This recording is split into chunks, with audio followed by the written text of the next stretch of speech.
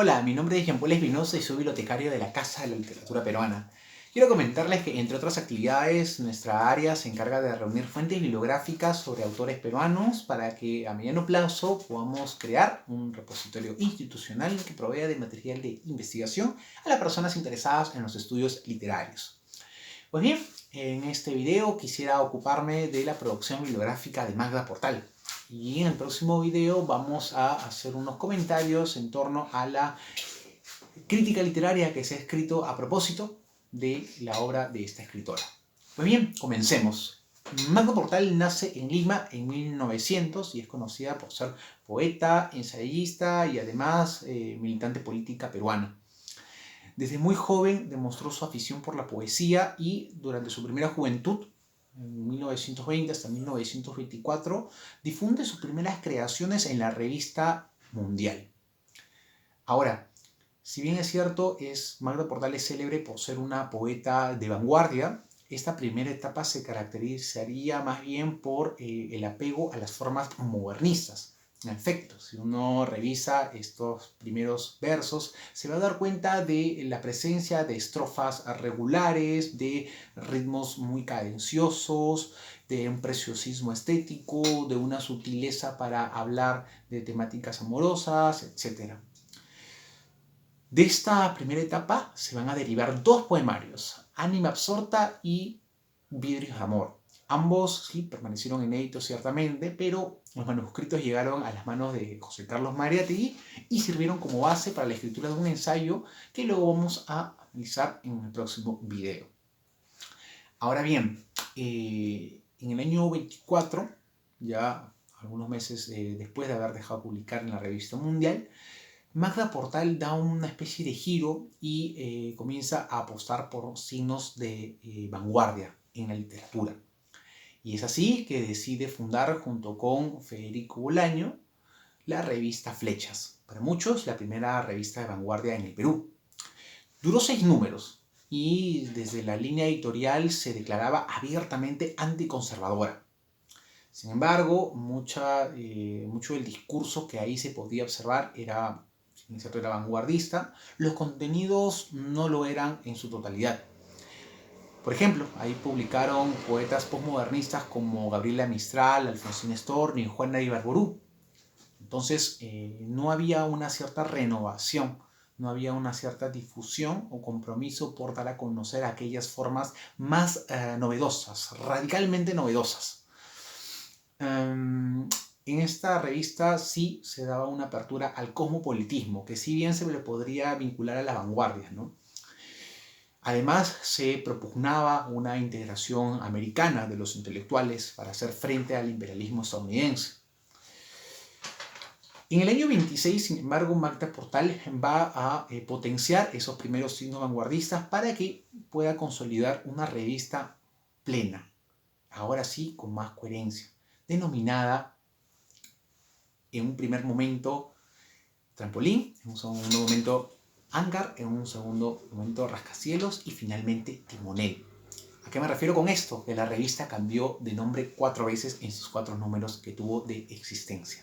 Ya desde esa peculiaridad se pueden observar las ansias de renovación y de cambio. Aquí sí ya publicaron poetas que, por ejemplo, quebraban las normas convencionales del lenguaje, ¿no? Y además propugnaban una transformación social. Por ejemplo, la revista Timonel, el último número, casi todos los que publicaron ahí tenían una orientación hacia el socialismo, por ejemplo. Además, esta revista, desde su soporte físico mismo, ya tenía una singularidad vanguardista, y era que se desplegaban las hojas y formaban una especie de gran lienzo, ¿no? Entonces, la vanguardia ahí operaba desde varios planos. En el año 26, Magda Portal también, en ese mismo año que va a la dirección de esa revista, junto con Serafín del Mar, publica un libro titulado El derecho de matar. Este libro, conformado por 15 textos a medio camino entre la prosa lírica, entre el cuento y algún género indefinido, vamos a decirlo así, constituye una de las muestras más arriesgadas de la producción de Magda Portal. Porque se notaba una cierta impugnación a los valores ideológicos de la clase burguesa. Para ello se valía de la exposición de la miseria de las clases más desfavorecidas, haciendo un contraste con las situaciones que tenían los sectores oligárquicos. Pues bien, en el año 27, Magda Portal publica su primer libro, Una esperanza y el mar. Justamente aquí tenemos la portada. La Casa de Literatura Peruana publicó el facsimilar hace ya un par de años aproximadamente.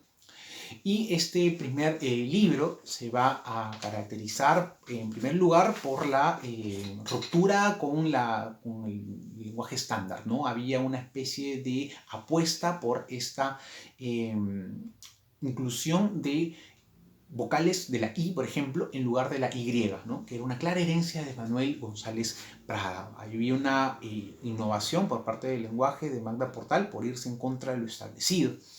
Además, en el plano del contenido se podía observar que muchos de los poemas apostaban por una transformación social radical. Y para ello, Magda Portal incorpora a la clase del proletariado y los llama jubilosamente a la emancipación social. Justamente acerca de ello es muy importante notar que el mar cumple una función metafórica muy poderosa, ¿no? Como un símbolo de agitación, de fuerza y de renovación. Pues bien, pasada esta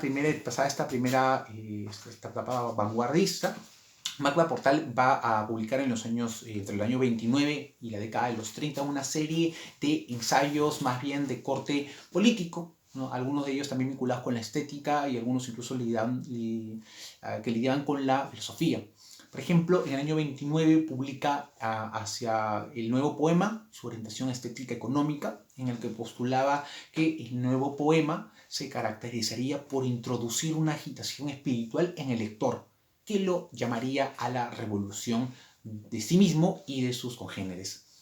Además publica La mujer y el aprismo, otro libro también titulado Hacia una mujer nueva, en donde proponía las bases de la nueva doctrina fundada por Víctor Raúl Aya de la Torre y por ella también, y sostenía que las mujeres podían aquí alcanzar una emancipación material, así como espiritual.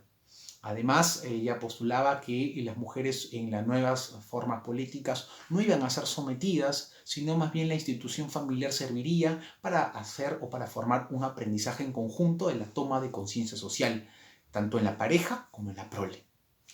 Pues bien, en el año 45, Magda Portal regresa a la publicación de un poemario con Costa del Sur. 20 años después lo hace con Constancia del Ser, y a esta etapa se le suele llamar la etapa post-vanguardista de Magda Portal. Pues ya no hay ese afán claro de romper con lo establecido, de plantear una especie de ruptura con la tradición, sino más bien un diálogo. Prueba de ello es que hay poemas claramente vanguardistas, como el uso del verso libre, por ejemplo, pero también aquellos poemas que se alinean más al modernismo. Constancia del Ser, por ejemplo, se reúnen algunos poemas de su juventud. Además, aparecen algunas nuevas inquietudes, por ejemplo, el tema del lenguaje, ¿no? La imposibilidad de plasmar todo lo que acontecía en el ámbito político, social, en la palabra, ¿no? Además, el compromiso social no desaparece, para nada no desaparece, y la temática amorosa tampoco.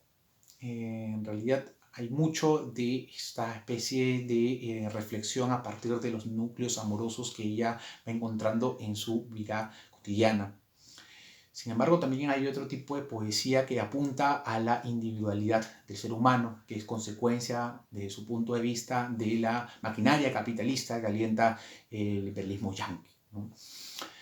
En el año 2010 aparece ya su obra poética completa a cargo del Fondo Editorial de Cultura, Fondo de Cultura Económica, una selección, una introducción de Daniel Redi, que es acaso el material más serio que se ha publicado de la poesía de Magda Portal, y que animo a que todos podamos revisarlo. Pues bien, este video termina aquí, pero los animo a que puedan revisar el siguiente video que trata sobre la crítica. Conmigo será una próxima oportunidad. Nos vemos.